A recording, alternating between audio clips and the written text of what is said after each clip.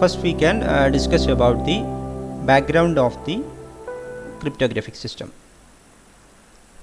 Information security requirements have changed in recent times, traditionally provided by physical and administrative mechanisms. For example, our important data will be kept in a strong room, and that will be locked by using some key, and we will make this key in a secure place. We will keep that key secure. Computer use requires automated tools to protect files and other stored information. Use of networks and communication links requires measures to protect data during transmission. Next, we can consider some terminologies or definitions. Computer security. It is the generic name for the collection of tools designed to protect data and to thwart hackers. Network security. Measures to protect data during their transmission. Internet security. Measures to protect data during their transmission over a collection of interconnected networks. Next is the OSI security architecture.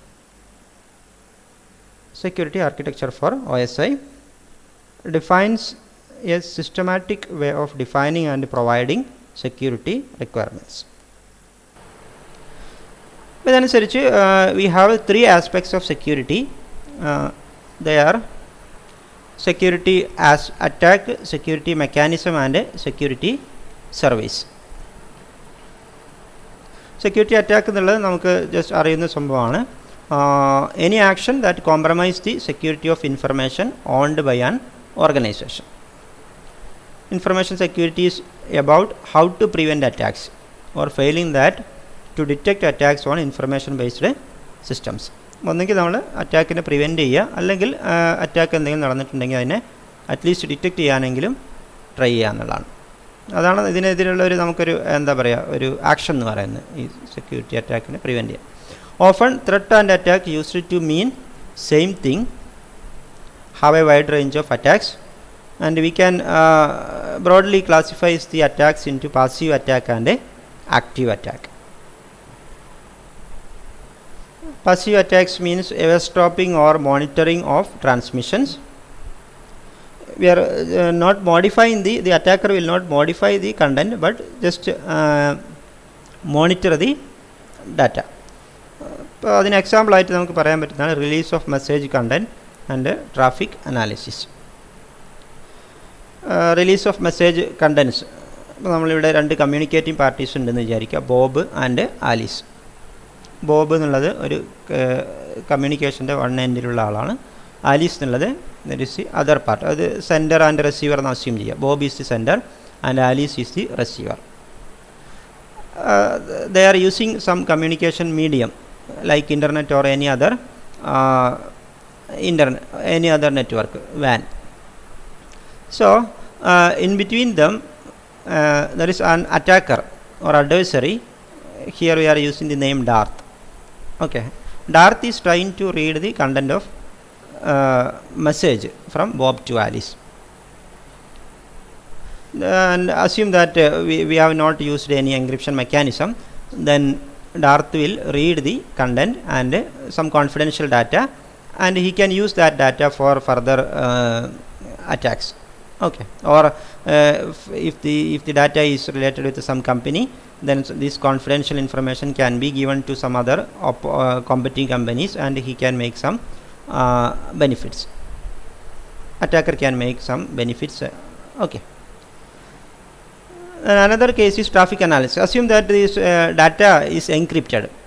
The data transmission is we are doing encrypted data, transmitting encrypted data. So whenever the attacker will get the data, he cannot read the content, but one thing he can do is he can observe the pattern of data. That is, he can identify the sender receiver, how frequently they are communicating, and what is the size of the entire data, like that. Observe the pattern of message from Bob to Alice, and this data can be used to deduce some information of the keys used or some other things, and that can be used for some other attacks. There is traffic analysis. These are two examples for passive attacks. Here the attacker is not modifying any content, just observe the data transferred between sender and receiver. So it is in the case of passive attacks, it is very difficult to detect because they do not involve any alteration of data.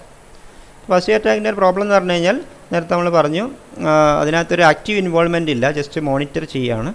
അപ്പോൾ ഇങ്ങനെ attack നടക്കുന്നുണ്ടോ ഇല്ലേ എന്നുള്ളത് ഈ communicating പാർട്ടീസിന് പെട്ടെന്ന് identify ചെയ്യാൻ പറ്റില്ല. കാരണം ഡാറ്റ മുമ്പത്തെ പോലെ ഡാറ്റ കിട്ടുന്നുണ്ട്, അതിനകത്ത് ചേഞ്ചസ് ഒന്നും വരുന്നില്ല. Okay. Feasible to prevent the success of these attacks usually by means of encryption. അപ്പോൾ ഇതിനൊക്കെ പ്രിവെൻറ്റ് ചെയ്യാനുള്ളൊരു കോമൺ ടെക്നിക്സ് എന്ന് പറഞ്ഞു കഴിഞ്ഞാൽ എൻക്രിപ്ഷൻ യൂസ് ചെയ്യുക എന്നുള്ളത് തന്നെയാണ്. സ്ട്രോങ് ആയിട്ടുള്ള എൻക്രിപ്ഷൻ യൂസ് ചെയ്ത് കഴിഞ്ഞാൽ എന്ത് ചെയ്യാൻ പറ്റും, ഇതിൻ്റെ സക്സസ് റേറ്റ് കുറക്കാൻ പറ്റും. The emphasis in dealing with passive attacks is on prevention rather than detection. നമ്മൾ നേരത്തെ പറഞ്ഞതാണ്, പ്രിവെൻഷനാണ് ഇതിനകത്ത് ബെറ്ററായിട്ട് നമുക്ക് ചെയ്യാൻ പറ്റുന്നത്. പാസീവ് അറ്റാക്കിൻ്റെ കേസിൽ ഡിറ്റക്റ്റ് ചെയ്യുക എന്നുള്ളത് ഡിഫിക്കൽട്ടാണ്. Then another class is active attacks. Active attacks in the case, as the name implies, that involves some modification of the data stream or creation of a false stream.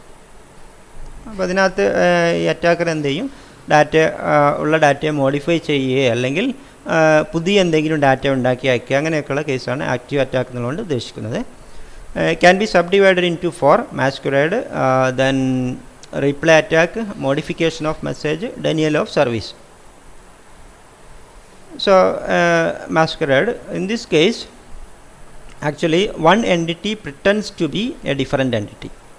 For example, usually Bob and Alice will have some communication, but the attacker will send some message. For example, Darth, in this case Darth is the attacker. Darth will send some message to Alice just like it is coming from Bob. He will change some, he will make some changes to header of the data. So the Alice will assume think that it is coming from Bob. അപ്പോൾ അങ്ങനെയുള്ള changes, മെസ്സേജിന് changes വരുത്തും. അപ്പോൾ Alice വിചാരിക്കുന്നത് എന്താണ്, that is coming from Bob, but it will be actually send by ഡാർത്ത്.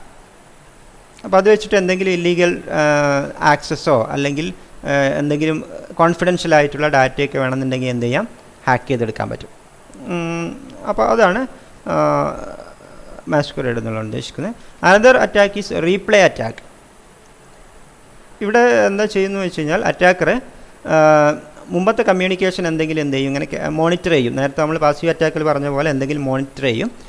എന്നിട്ട് ആവശ്യമുള്ള എന്തെങ്കിലും data, for example എന്തെങ്കിലും ഒരു ഒതൻറ്റിക്കേഷൻ, ഒരു സിസ്റ്റത്തിനകത്തോട്ട് ലോഗിൻ ചെയ്യാനുള്ള എന്തെങ്കിലും ഡാറ്റയോ അല്ലെങ്കിൽ എന്തെങ്കിലും ഒരു ട്രാൻസാക്ഷൻ, ഇപ്പം എന്താ പറയുക, നമ്മുടെ ബാങ്കിങ് ട്രാൻസാക്ഷൻ പോലെ അങ്ങനെ എന്തെങ്കിലും ഒരു മുമ്പത്തെ ഒരു ഡാറ്റയെ, ഒരു പാക്കറ്റിനെയൊക്കെ ക്യാപ്ചർ ചെയ്ത് വെക്കുക. എന്നിട്ട് പിന്നെ എന്ത് ചെയ്യുക, അത് യൂസ് ചെയ്തിട്ട് സിസ്റ്റത്തിനെ ഹാക്ക് ചെയ്യുക. Capture message from Bob to Alice, later replay the message to Alice. Passive capture of data unit and subsequent retransmission to produce an unauthorised effect. Then another attack is DOS attack or denial of service. ഇപ്പോൾ ഈ കേസിൽ എന്താ ചെയ്യുന്നത് വെച്ച് കഴിഞ്ഞാൽ പ്രത്യേകിച്ച് data എടുക്കുന്നൊന്നുമില്ല, പക്ഷേ മൊത്തം സിസ്റ്റം, ഇപ്പോൾ ഒരു ഓർഗനൈസേഷൻ ആണെങ്കിൽ ആ ഓർഗനൈസേഷനിൽ വേറെ ആർക്കും ഡാറ്റ കിട്ടരുത്, അല്ലെങ്കിൽ ഒരു സെർവറിനെ ഹാങ് ആക്കി കളയാം. ഇപ്പോൾ എന്തെങ്കിലും ഒരു നെറ്റ്വർക്കിനകത്ത് എന്തെങ്കിലും ബ്രോഡ്കാസ്റ്റ് ചെയ്യുക, കണ്ടിന്യൂസ് ബ്രോഡ്കാസ്റ്റ് ചെയ്യുക, അല്ലെങ്കിൽ സെർവറിന് കണ്ടിന്യൂസ് ആയിട്ട് എന്തെങ്കിലും റിക്വസ്റ്റുകൾ സെൻഡ് ചെയ്തുകൊണ്ടേയിരിക്കുക. എന്നിട്ട് സെർവറിന് എന്ത് ചെയ്യുക, ഹാങ് ചെയ്യുക. ഹാങ് ആക്കി കഴിഞ്ഞാൽ വേറെ ആർക്കും കിട്ടരുത് എന്നുള്ള മീനിങ്. ഡെനിയൽ ഓഫ് സർവീസ് എന്ന് പറയാം. Darth disturb service provided by the server. അപ്പോൾ അതാണ് വേറെ ടൈപ്പ് അറ്റാക്ക് എന്ന് പറയുന്നത്. Prevents or inhibits the normal use or management of communication facilities. Then another concept is security service. ഇതുമായി റിലേറ്റ് ചെയ്തിട്ടുള്ള വേറൊരു ടേമാണ് സെക്യൂരിറ്റി സർവീസ് എന്നുള്ളത് ഉദ്ദേശിക്കുന്നത്.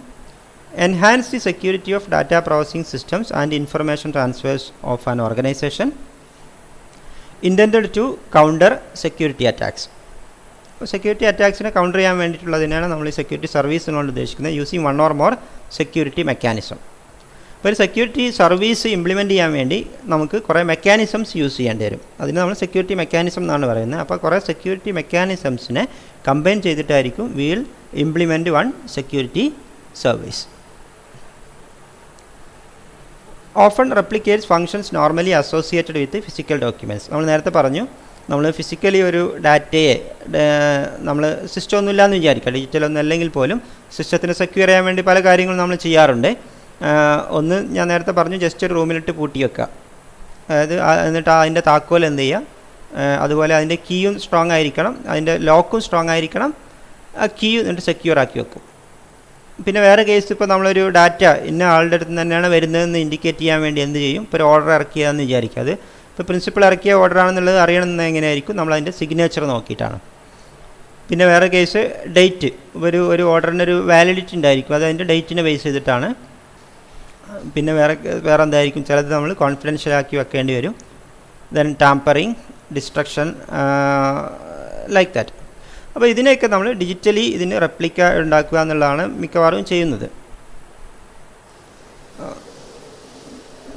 അപ്പോൾ as per with the X.800 standard, the definition for security service is a service provided by a protocol layer of communicating open systems which ensures adequate security of systems or of data transfer. ഇതാണ് ഈ X.800 അനുസരിച്ചുള്ള security സർവീസിൻ്റെ definition എന്ന് പറയുന്നത്. RFC 2828 അനുസരിച്ചുള്ള definition എന്ന് പറയുന്നത് A processing or communication service provided by a system to give a specific kind of protection to system resources. ഈ X.800 അനുസരിച്ചുള്ള ഡിഫറൻറ്റ് സെക്യൂരിറ്റി സർവീസുകൾ ഏതൊക്കെയാണെന്നുള്ളതാണ് നെക്സ്റ്റ് നമ്മൾ കൺസിഡർ ചെയ്യുന്നത്. One is authentication.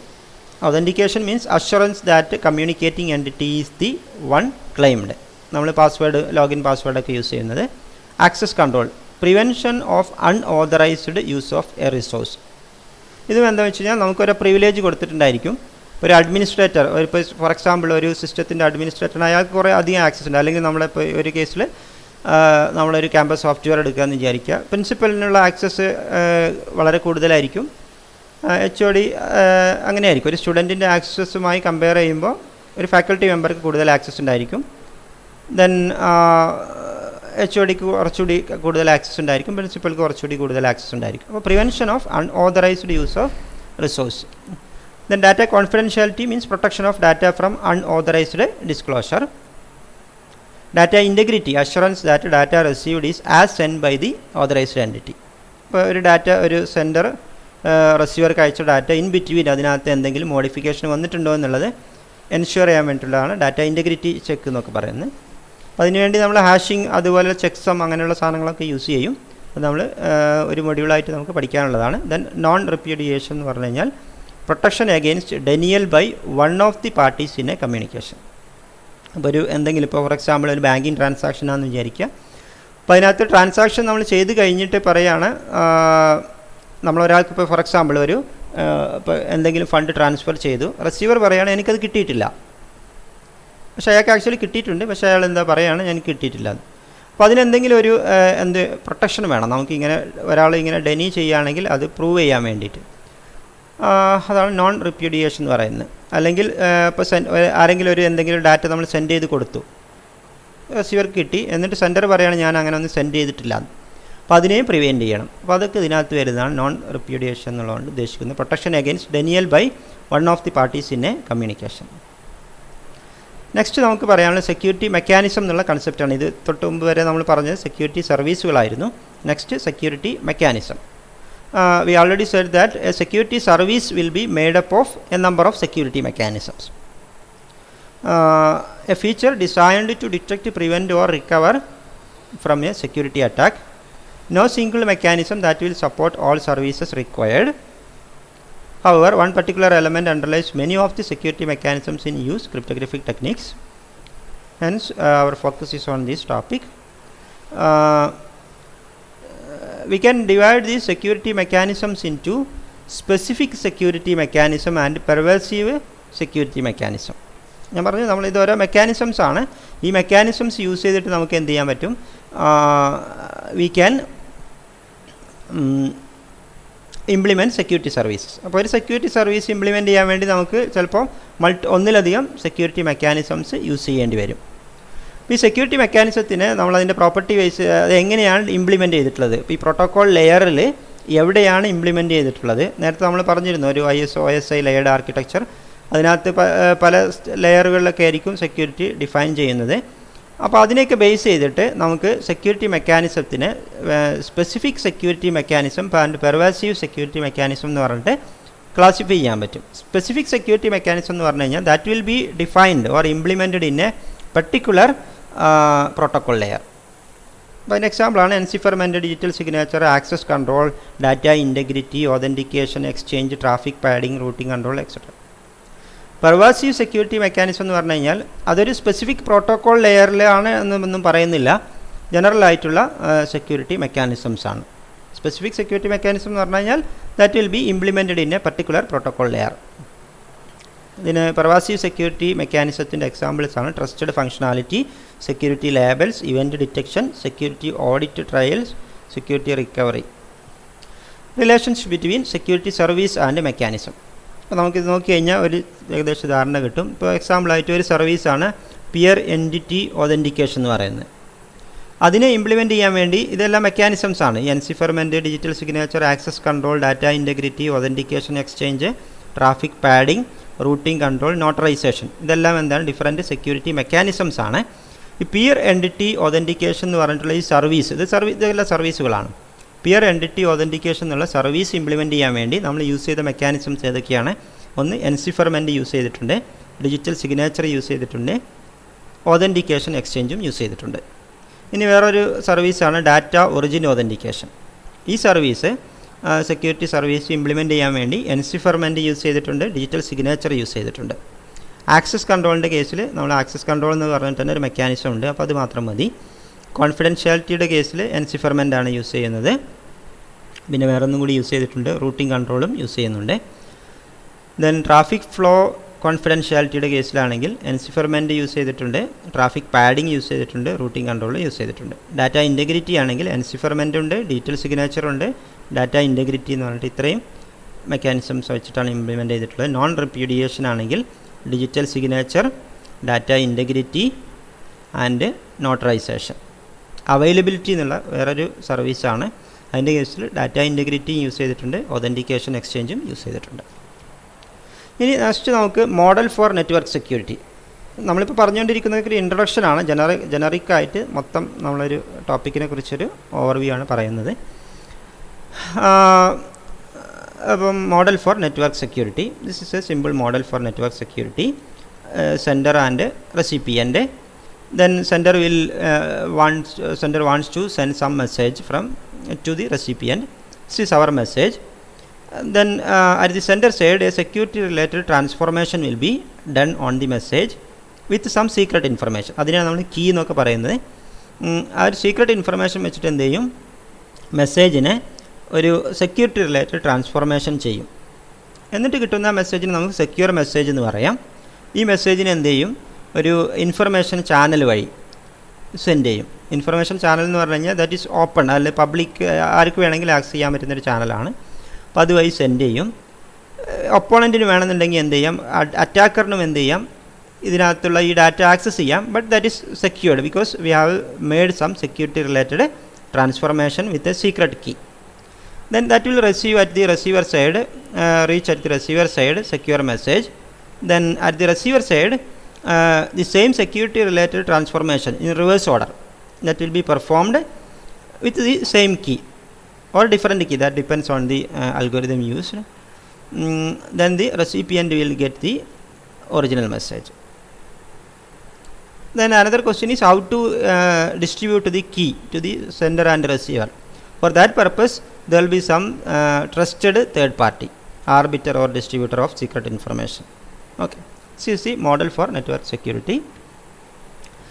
Then using this model requires us to design a suitable algorithm for security transformation. അപ്പോൾ അവിടെ നമുക്കൊരു security ട്രാൻസ്ഫോർമേഷന് വേണ്ടിയിട്ടൊരു algorithm select ചെയ്യണം. generate secret information or keys used by the algorithm. അൽഗോരിതത്തിനകത്ത് നമ്മൾ നേരത്തെ പറഞ്ഞൊരു സീക്രട്ട് ഇൻഫർമേഷൻ അത് കീ നമുക്ക് യൂസ് ചെയ്യണം. ആ കീ എങ്ങനെ ജനറേറ്റ് ചെയ്യുക എന്നുള്ള വേറെ കേസാണ്. Develop methods to distribute and share the secret information. വേറെ കേസ് വരുന്നത് എന്താണ്, നമുക്ക് ഈ കീ സെൻഡറിനും റിസീവറിനും എത്തിച്ചു കൊടുക്കേണ്ടി വരും. കോൺഫിഡൻഷ്യലായിട്ട് വേറെ ആർക്കും കിട്ടാത്ത രീതിയിൽ എത്തിക്കണം. അപ്പോൾ അതിനുള്ള മെത്തേഡ് വേണം, മെക്കാനിസംസ് വേണം. Then specify a protocol to be used by the two principals. Principals means that communicating entities that makes use of the security algorithm and secret information to achieve a particular security service. Then model for network access security. ഇവിടെ നമുക്കൊരു നമ്മളെ resource ഉണ്ട്. ആ റിസോഴ്സിനെ പുറത്തുനിന്ന് വേറെ ആരും permission ഇല്ലാത്ത ആരും ആക്സസ് ചെയ്യാതെ, പെർമിഷൻ ഉള്ളവർക്ക് ആക്സസ് ചെയ്യാൻ പറ്റും വേണം. അപ്പോൾ ഇവിടെ നമുക്ക് എന്താണ് ഇത്, this is the access channel, this is our information system, computing resources, data, processes, software, internal security controls will be here. Then we have some gate keeper function. അപ്പോൾ അതിന് എക്സാമ്പിളാണ് നമ്മൾ ഗേറ്റ് വേ അല്ലെങ്കിൽ ഫയർ വാൾ എന്നൊക്കെ പറയുന്നത്. ദെൻ അല്ലെങ്കിൽ എന്തെങ്കിലും ഒരു network intrusion detection system. Then access channel, this is the channel, this will be Wi-Fi or wired or anything. Then here there will be normal user and also opponent. രണ്ടുപേരും access ചെയ്യാൻ try ചെയ്യും. അപ്പോൾ നമുക്ക് എന്ത് ചെയ്യും, normal യൂസറിന് permission കിട്ടും വേണം, ഒപ്പോണൻറ്റിൻ്റെ കേസിൽ അല്ലെങ്കിൽ അറ്റാക്കറുടെ കേസിൽ എന്ത് ചെയ്യണം, അതിനെ പ്രിവെൻറ്റ് ചെയ്യും വേണം. Using this model requires us to select appropriate gatekeeper functions to identify users. അപ്പോൾ അതാണ് നമ്മുടെ ഫയർവാൾ പോലെയുള്ള സംഭവങ്ങളൊക്കെ. Implement security controls to ensure only authorized users access designated information or resources. അപ്പോൾ ഓതറൈസ്ഡ് യൂസേഴ്സിന് മാത്രം പെർമിറ്റ് ചെയ്യുന്ന രീതിയിൽ നമ്മൾ എന്തെങ്കിലും ഒരു പോളിസിയോ അല്ലെങ്കിൽ അതിൻ്റെ ഒരു എന്താ പറയുക, അതിൻ്റെ ഒരു ഫയർവാളിൻ്റെ ടേബിളൊക്കെ ഉണ്ടായിരിക്കും. ആ ടേബിളൊക്കെ ഡിസൈൻ ചെയ്യേണ്ടി വരും. Trusted computer systems may be useful to help implement this model. അപ്പോൾ ഇത്രയാണ് നമ്മൾ ഡെഫിനിഷൻ കാര്യങ്ങൾ നമ്മൾ ഇന്ന് പറഞ്ഞത്. ഇതൊരു ജസ്റ്റ് ഒരു ഇൻട്രൊഡക്ഷനാണ്. ഇത്രയും നമ്മൾ പറയാൻ ഉദ്ദേശിക്കുന്നുള്ളൂ.